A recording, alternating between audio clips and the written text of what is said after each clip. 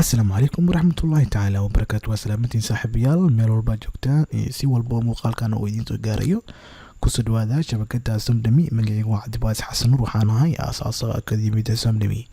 waxaa horey noogu socday koorskan ku barnaynay computer asset accounting gaar ahaan software loo yaqaano QuickBooks-ka. cashirkeena tobanaad maanta waxaan ka leenahay laba ujeedo ka leenahay. labada ujeedana waxay tahay inaan abuurno creating new customers. sidee baa u abuuri karnaa customers cusub inaan abuurno. sidoo kale ujeedada labaad kalena waxay tahay beginning balance. beginning balance macnaheedu waxa waaye yani markii customer abuuraysid yani haddii ay jarto macaamilkaasi lacag deynaha aad ku leedahay. okay, tusaale ahaan dukaankaaga caadi uu shaqo jiray QuickBooks aad usoo guuraysaa. so waxaa rabtaa macaamilkan inaad diiwaan gelisid, lacagna inaad ku leedahayna inaad diiwaan gelisid. idan labada xab inaad isku diiwaan gelisid rabnaa. marka intaan u gudbin faahfaahinta kusoo dhawaada cashirkeena.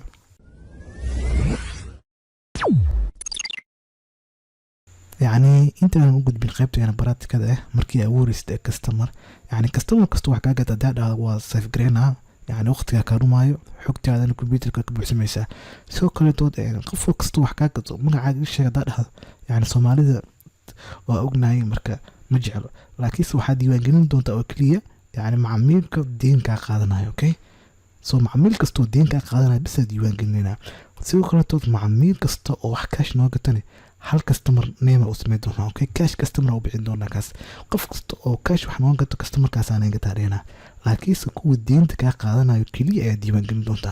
marka waa fahmi kartaa marka saar jiray marka noo soo fur QuickBooks kan saa marka usoo furto taabka ay ku qoran tahay customer sa taabanaysa. kadib waxaa kasii dooranaysaa customer center, kadib waxaa kasii doorantaa new customer and job meesha ku qoran tahay.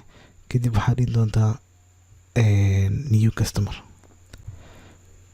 new customer marka meeshan aan dhahno meeshan waxaa gelinaysaa customer magaciisa. okay, anaga waxaa gelinaynaa hadda sameynaynaa macaamilka loo yaqaan cash customer. qof walba oo cash wax noo gato customer-kan aan gataaleyna. marka wax kale ma sameynaysid magaciisa iyo waxaas dhan mu baahnid kan. okay, la iska reebis. okay, hadda inta uu jida waxaa noo soo furay cash customer aan noo soo furay. okay, hadda marka customer-ka aan warto wax saameyna meelnas akoonada wax saameyna ma yeelna. okay, marka waxaan rabnaa inaan customer kala abuurno lacag ku leenahay inaan abuurno rabnaa. isla meesha new customer ku dhufo. new customer markaa ku dhufato meeshan qofka magaciisa gelinaysa. okay, soo anaga waxaan leenahay Cali Faarax oo kale to iska leenahay.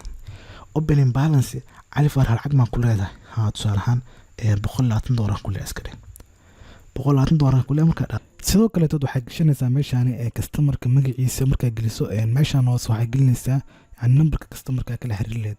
sababtoo ah dhigta markaa rabto inaad wacdo customer-ka magaciisa tigisa xogtiisa ku soo bixi doontaa. laakiin aan hadda mar waqti inuu iga dhumo adiga geli kadibna okay dheh. okay, inta dhig waxaan rabaa inaan saameyntiisa ay intus. okay, soo aan waxaan rabaa waxay inay noqdaan qaab soo taabsiya. soo waxaa taginaa report settingina company and financial kadib balance sheet ku dhufanayna. balance sheet markaa ku dhufano haddeertaan wax deyna oo qof ama macaamil ku leenahay meeshan hadda aan u mujeedo oo akoonka lacagta macaamiisha ku leedahay ku ururaan waxaa loo yaqaan account receivables.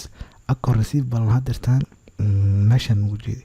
soo markii aan soo sameeyno ama safe soo dhaan meeshan waxaan rabnaa inay soo gasho tusaale ahaan current asset-kan hoostiisa inay soo gasho account receivable soo gasho $120. soo kale waxaan rabnaa hadda ku dhufano customer hadda ku dhufano meeshan soo dhaxdiis ma joogo customer center ku sii dhufano meeshan magaca customer-ka soo sameeyay inaan soo gelino totalkiisana ay noqoto hadda kuwaan hor noo sameysnaa totalkooda 0 way. soo waxaan rabnaa totalkooda inay noqdaan $120.